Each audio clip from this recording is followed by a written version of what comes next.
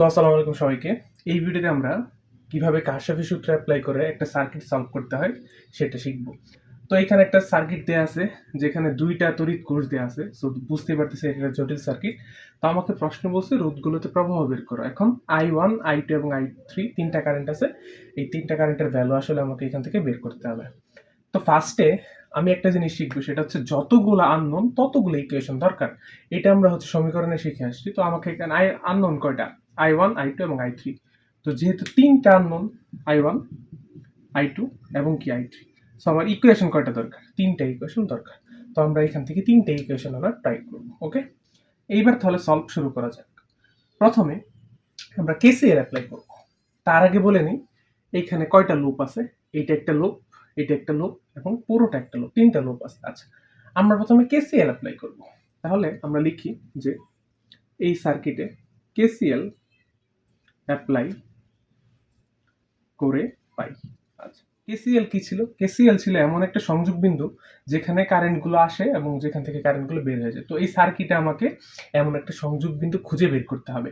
দেখো, ভালো করে খেয়াল করলে লক্ষ্য করবা, এই যে বি যে একটা বিন্দু, এই বি বিন্দুতে I1 কারেন্ট ঢুকতেছে এবং বের হয়ে যাচ্ছে কি I2 এবং I3। তাহলে বলা যায় এখানে কেসিএল অ্যাপ্লাই করা যায়। তাহলে এখানে যদি আমরা কেসিএল অ্যাপ্লাই করি তাহলে কি লিখতে পারবো?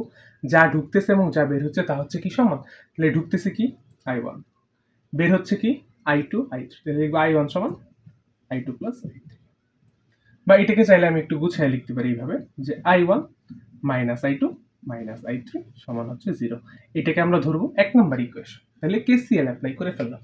এখন দেখো, আননোন তো হচ্ছে তিনটা, I1, I2, I3, I1, I2, I3। তাহলে তিনটা আননোন, তিনটা ইকুয়েশন দরকার। ইকুয়েশন পাইছি কয়টা? একটা। আরো দুইটা ইকুয়েশন দরকার। কিভাবে আরো দুইটা ইকুয়েশন পাবো? আমরা কেভিএল অ্যাপ্লাই করে আরো দুইটা ইকুয়েশন বের করব। চলো কেভিএল অ্যাপ্লাই করি। কেভিএল অ্যাপ্লাই করার আগে মাস্ট নিয়ম হচ্ছে প্লাস মাইনাস ডিফাইন করা। তাহলে এই কোষের এটা প্লাস, ছোটটা মাইনাস, বড়টা প্লাস, ছোটটা মাইনাস। এবং কারেন্টের ডিরেকশন যেহেতু দেয়া আছে, যে দিক দিয়ে রোদের যে দিক দিয়ে কারেন্ট প্রবেশ করে সেটা প্লাস এবং যে দিক দিয়ে বের হয় সেটা কি মাইনাস। তাহলে দেখো, কারেন্টটা এই দিক দিয়ে যেহেতু যাচ্ছে, I1 যেহেতু এই দিকে, তার মানে এই দিক দিয়ে যাচ্ছিল, তাহলে এটা হবে প্লাস, এটা হবে কি মাইনাস। I3 দিক দিয়ে যাচ্ছে এই 15 ওহম রোধের, তাহলে এটা হবে প্লাস, এটা হবে কি, এটা হবে কি মাইনাস। আচ্ছা, এইখানে কারেন্টের দিক কোনটা? এই যে এটা I2 এই দিক দিয়ে যাচ্ছে, আবার এই দিক দিয়ে বের হচ্ছে, তাহলে এইখান দিয়ে যেহেতু আমার I2 যাচ্ছে, তো এটা হচ্ছে কি প্লাস, এটা হচ্ছে কি মাইনাস। সেম ভাবে এখান দিয়ে I1 যাচ্ছে, এটা হচ্ছে প্লাস, এটা হচ্ছে মাইনাস। তাহলে আমার প্লাস মাইনাস ডিফাইন করা শেষ। এইবার আমরা হচ্ছে কেভিএল অ্যাপ্লাই করব। এখন কোন লুপে নিব? ফার্স্টে আমরা এই লুপটাতে নিই। এখন ঘড়ির কাঁটার দিকে নিব না বিপরীত দিকে নেব, এটা আমার ইচ্ছা। দেখো, কারেন্ট যেহেতু এই দিকে যাচ্ছে, তো আমরা ট্রাই করব এই দিকে নেওয়ার, তাহলে আমার জন্য সুবিধা হবে। তাহলে এই লুপের নাম আমরা দিব A B C D A. তাহলে আমরা লিখব A B C D A লুপে। এখানে আমরা কেভিএল অ্যাপ্লাই করব। তাহলে কেভিএল বলতেছিলাম, কেভিএল হচ্ছে, কেভিএল কি ছিল? কেভিএল ছিল সামেশন অফ ভোল্টেজ সমান 0, অর্থাৎ যতগুলো ভোল্টেজ হচ্ছে তাদের সমষ্টিগত, বীজগণিতিক সমষ্টিগত 0। তাহলে এখানে যদি আমরা A B C D A লুপে কেভিএল অ্যাপ্লাই করি, তাহলে দেখো এইখান থেকে 20 ওহমের মধ্য দিয়ে যাচ্ছে কি I1 কারেন্ট, তাহলে লিখবো 20 ইন্টু I1। এবং প্লাস নাকি মাইনাস? অবশ্যই প্লাস প্রান্ত আগে পড়তেছে, তাহলে প্লাস। ওকে, আচ্ছা।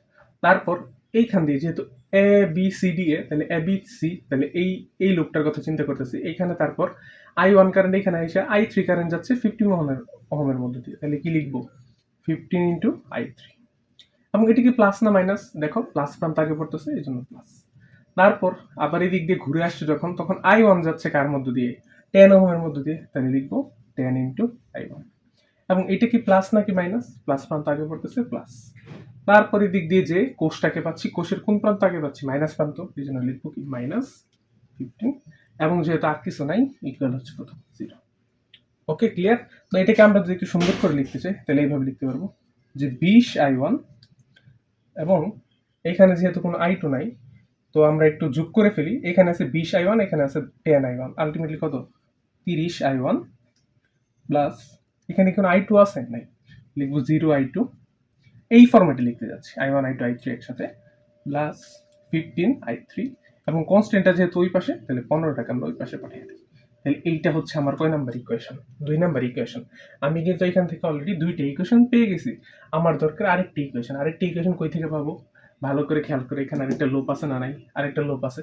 তো এই লুপে কেভিএল অ্যাপ্লাই করলেই কিন্তু কি আরেকটা ইকুয়েশন পেয়ে যাবো।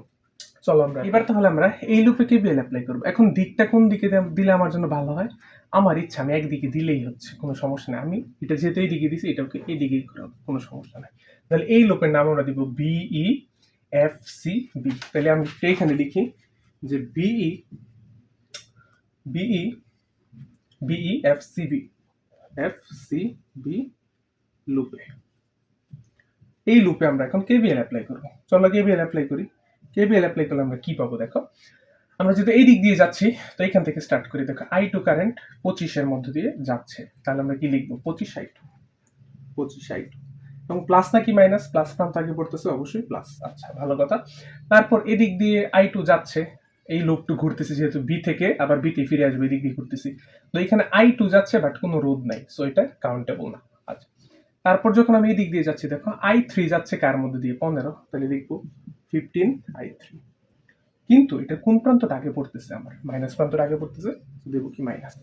এরপর আমি যখন আবার এই দিক দিয়ে আবার ব্যাক করব বিতে, বা এই পয়েন্টে ব্যাক করব, তখন দেখো আমার কি I2 আর কোনো রোধ নেই, বাট কোষটা তো আছে। কোষের কোন প্রান্ত আগে পড়তেছে? প্লাস প্রান্ত, তাহলে লিখবো কি প্লাস 20 সমান হচ্ছে কি 0। তো এটাকে যদি একটু সাজিয়ে লিখি, তাহলে আমি কি পাবো? এটাকে একটু সাজিয়ে লিখলে আমি পাবো, যেহেতু আমার এখানে কোনো I1 নাই, সো আমি লিখবো 0I1 plus 25I2 minus 15I3, এবং কনস্ট্যান্টটাকে ওই পাশে পাঠিয়ে দিব মাইনাস 20। তাহলে এইটা হচ্ছে আমার 3 নাম্বার ইকুয়েশন। তাহলে দেখো আমি এই যে 1 number equation, 2 number equation, 3 number equation পেয়ে গেছি। এখন আমি জাস্ট কি করব? ক্যালকুলেটরে সলভ করব। ক্যালকুলেটর সলভ করলে আমি 3টার ভ্যালু পেয়ে যাব। আমি এখান থেকে I1, I2 এবং কি I3 পেয়ে যাব। তো এটা তোমাদের হোমওয়ার্ক, এটা তোমরা করে নিবা। এবং এত সহজে আমরা কিন্তু খুব সহজেই আমরা কির্চফের 2টা সূত্র অ্যাপ্লাই করে এরকম জটিল সার্কিটগুলো কি করতে পারি? সলভ করে ফেলতে পারি। তো থ্যাংক ইউ সবাই।